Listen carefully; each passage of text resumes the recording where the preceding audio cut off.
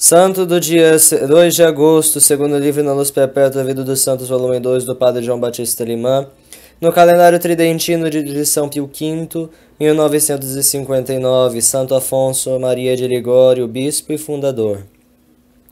Marianella, colocado nos arrabaldes poéticos de Nápoles, chamava-se a vila da histórica família de Ligório. Foi lá que, pela manhã de 27 de setembro de 1696, nascia Afonso. Sobre o seu berço já cintilavam os esplendores de uma nobre linhagem e do renome paterno. Dom José, o pai do santo, pertencia à nobreza, tendo nome e escudo de fidalgo. Era preposto do rei Carlos VI, comandante dos navios reais. Mas, sobretudo, era homem de profunda crença. Desposou a dona Ana Cavalieri, não menos religiosa nem menos nobre que ele.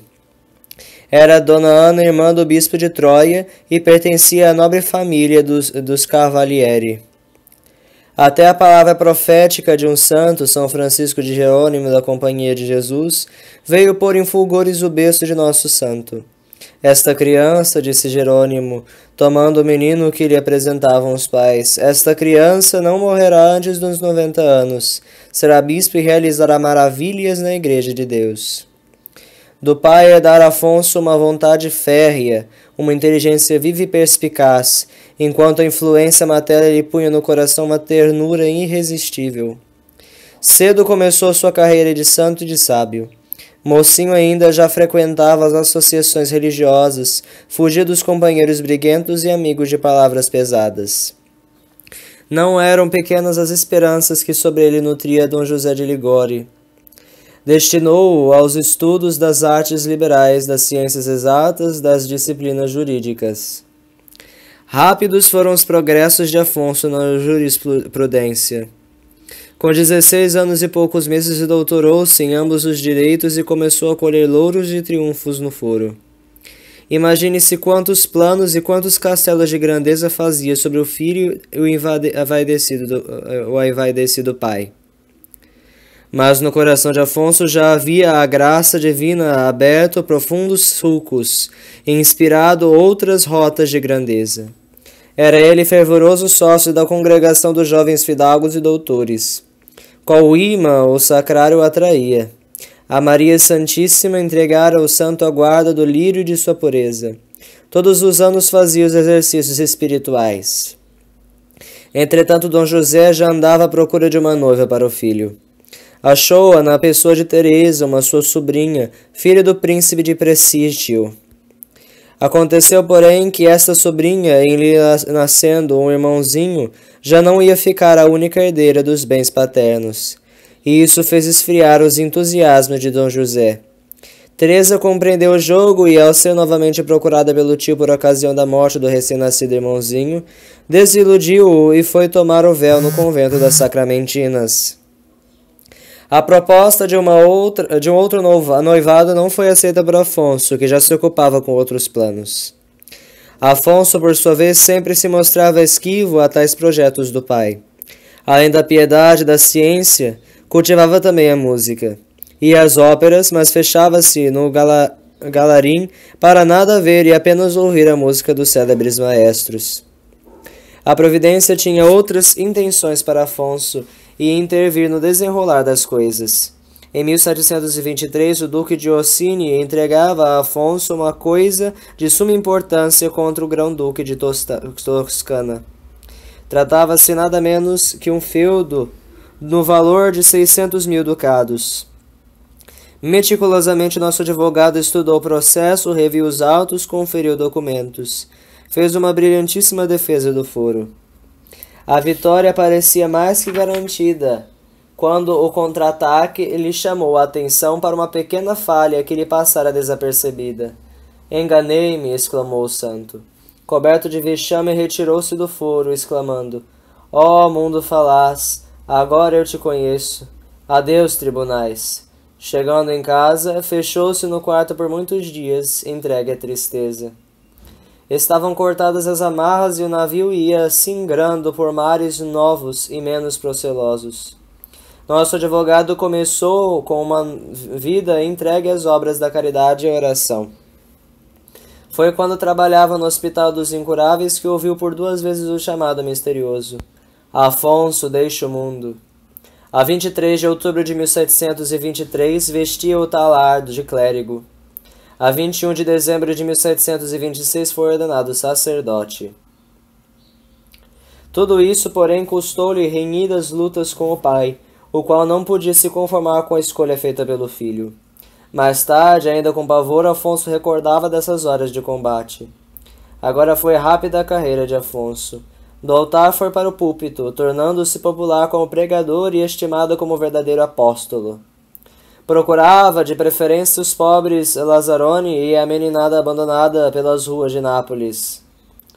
Muito se mortificava Dom José, em vendo o filho metido no meio do povinho, desprezível a seus olhos de fidalgo. Nosso santo não se esmorecia, contudo. Passou a morar no hospício dos padres chineses e pensou seriamente em ir para as missões pagãs. Mas o homem se agita e Deus o conduz. Adoentado, foi Afonso enviado à Scala, perto de Amalfi, para repousar. Aconteceu que lá havia um convento de irmãs, e entre essas destacava-se, por sua virtude, a irmã Maria Celeste Crostarosa. A 3 de outubro de 1731, revelou-lhe a irmã a visão que tivera. Afonso estava designado por Deus para fundar uma congregação. Começou então o duelo entre Deus e a humildade do santo. A luta foi um verdadeiro martírio para Afonso. A santa irmã chegou mesmo a intimá-lo. Dom Afonso, Deus não quer em Nápoles. Chama-o para fundar um novo instituto. Resolvido a isso, depois de se haver orientado com Falcoia, seu confessor e mais tarde bispo, teve o santo de enfrentar tremenda oposição do pai. Este recriminava ao filho dureza de coração por querer abandoná-lo para meter-se na aventura de fundar um novo instituto. Mas a graça venceu e a 9 de novembro de 1732 fundou Afonso em Scala a Congregação dos Padres Redentoristas, que no começo tinha o nome de Instituto do Santíssimo Salvador. Em 1735 se realizou a transferência da casa para Tiorani. Os primeiros companheiros de Afonso eram todos sacerdotes e logo começaram a dedicar-se à pregação. Não tardou a aparecer desunião nas ideias. Queriam uns que o Instituto, além da pregação, se dedicasse também ao ensino.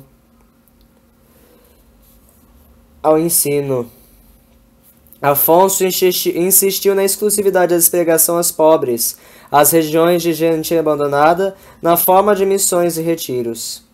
Venceu seu ponto de vista. Em 1749, o Papa Bento XIV aprovou as regras do Instituto, que tinha por fim a imitação de Jesus Cristo e a pregação de missões e retiros de preferência à classe mais abandonada. À frente de seus súditos, percorreu Afonso cidades e vilas do sul da Itália, convertendo pecadores, reformando costumes, santificando famílias. Era um facho ardente que deixava em chamas de amor divino os lugares por onde passava. Mais do que sua palavra, pregava o seu exemplo de virtude, de penitência, de caridade e de santa inocência. A cidade disputava Afonso como pregador. Um dia chegou ao seu conhecimento que o queriam nomear arcebispo de Palermo. Pediu orações para que se evitasse o grande escândalo desta sua nomeação. Os redentoristas se obrigam a renunciar a toda dignidade eclesiástica. Mas, em 1762, o Papa Clemente XIII impunha-lhe a mitra de Santa Águeda dos Godos. Vontade do Papa é vontade de Deus, disse o santo, e curvou a fronte. Durante 13 anos pastoreou sua diocese, reformou-lhe o clero, os costumes e as igrejas. Outra tornou-se a vida religiosa nos mosteiros e conventos. Os diocesanos pasmaram, mas viram que tinham um santo por bispo. Quando vendeu até as alfaias, os móveis de seu pobre palácio, seu anel de bispo para acudir aos necessitados. Em 1775, a pedido seu, livrou-o do bispado o Papa Pio VI. O santo patriarca voltou pobre para o seu convento e ali a mão de Deus o experimentou e lhe burilou lindas facetas de virtude. Afonso, acabrunhado por sofrimentos físicos, teve o desgosto de ver a cisão dos seus institutos e, por mal entendidos foi até excluído da congregação que fundara. Com heróica paciência a tudo se sujeitou nosso santo. Velho e doente, animava a Clemente XIV para resistir aos que queriam suprimir a companhia de Jesus. E numa prodigiosa bilocação foi assistir ao referido Papa na hora de sua agonia. Os últimos anos dos santos são em síntese tudo de adversidades imagináveis na vida de um homem. Equivalem ao aniquilamento sem igual do próprio eu. De brilhante advogado, de festejado sacerdote a pregador de penitência por excelência, de religioso estimado e fundador querido, de bispo douto, de príncipe da igreja santo e venerado, foi reduzido a nada. Vemo-lo bispo sem diocese, superior sem súditos, fundador desligado da sua ordem. Não é dizer demais em se afirmar que o santo morreu de amargura de coração, ao ver a sua obra esmagada, fato que mergulhou sua alma em um mar de dor. Qual outro santo Aleixo, como estranho, viveu em sua própria casa. Tudo isto devido ao espírito antirreligioso do século, e não menos à falta de consciência e à deslealdade de algum dos seus discípulos, que injustamente o entregaram aos poderes do governo hostil, e o puseram em situação esquerda com a própria Santa Sé. A estas duríssimas provações se associaram os sofrimentos físicos próprios da velhice, que bastante o maltrataram. Sobrevieram-lhe ainda a surdez e a cegueira, que o reduziram em estado de lastimável miséria. Desencadearam-se tempestades furiosas em sua alma, e esta se via atormentada de toda sorte de angústias, de dúvidas, de escrúpulos, como se fosse ele o causador culpado de todas as desditas de sua querida congregação. Das profundezas da sua alma dorida, clamava a Deus por misericórdia e auxílio. Doença e fraqueza exigiam-lhe muitas vezes o sacrifício de não poder celebrar a Santa Missa. Em todas estas tormentas que lhe adivinham de todos os lados, eram sua singular energia, a paciência e a fortaleza que faziam segurar firme o leme e este não lhe escapar das mãos. Fundado na mais sólida humildade, não acusava senão a si próprio. A todos que indignamente tinham abusado da sua confiança, oferecia e dava pleno perdão. A todas as pretensões de censura às decisões da Santa Sé tinha só esta resposta: o Santo Padre assim o quer, o Papa assim decidiu. Em tudo reconhecia a adorável vontade de Deus, a qual confessou incondicional e completa sujeição. O piedoso Jó, golpeado de todos os infortúnios do humano sofrer, atraído e ludibriado pelos companheiros do mesmo sangue, não podia suportar a sua desgraça com mais humildade, conformidade e de um modo mais edificante que Santo Afonso. Após longo martírio no corpo e na alma, morreu calmamente no Senhor a 1º de agosto de 1787, na idade de 91 anos. Em 1816, foi declarado beato. Canonizado foi em 1839 por Gregório XVI, honra que Pio VIII lhe quisera prestar já em 1830, não podendo por causa da Revolução. Afonso foi um escritor incansável. Deixou para os sacerdotes a sua célebre teologia moral, para os religiosos a verdadeira esposa de Cristo, para o povo cristão livros cheios de verdade, ungida piedade, tais como as meditações sobre a paixão do Salvador, glórias de Maria, visitas ao Santíssimo Sacramento, tratado sobre oração. Foi historiador, apologeta, pregador, poeta e exímio musicista. De tudo deixou valiosas lembranças ao povo cristão. Chegam a 90 suas obras publicadas. A Igreja deu-lhe o título de doutor zelosíssimo. As obras de Afonso têm a perenidade das fontes e das árvores seculares. Foram traduzidas em mais de 64 línguas os livros Visitas ao Santíssimo Sacramento e Glórias de Maria Santíssima. A Congregação do Santíssimo Redentor, no bicentenário de sua fundação, se compunha de 6.240 religiosos, dos quais 3.217 sacerdotes. Formava 40 províncias e vice-províncias. A congregação pertence ao grande taumaturgo São Gerardo Magela e o apóstolo de Viena, São Clemente Maria Hofbauer. Reflexões. Afonso fez o voto de não perder uma parcela de tempo. Só assim se explica o muito que trabalhou, que rezou e que escreveu. E tantos são os cristãos que perdem o tempo em pecados, em deveres mal cumpridos, em devoções praticadas só por motivos humanos. Afonso santificou-se com a devoção à Santa Infância, à paixão de Jesus Cristo, ao Santíssimo Sacramento e à Mãe de Deus. É com empenho e carinho de santo que as recomenda a todos os fiéis. É o verdadeiro santo de Nossa Senhora e do Santíssimo Sacramento. Não pense o leitor que em outras devoções, que não estas, encontrará a força e a graça para salvar sua alma e santificar-se. Afonso foi sobretudo o homem da oração. Na sua frase perde-se quem não reza e salva-se quem não cessa de rezar. Cuide-se o leitor, portanto, de fazer um pouco de oração ou de reduzi-la ao mínimo possível na sua vida. Do contrário, corre sério risco de perder sua alma e sua glória. Santos cuja memória é celebrada hoje.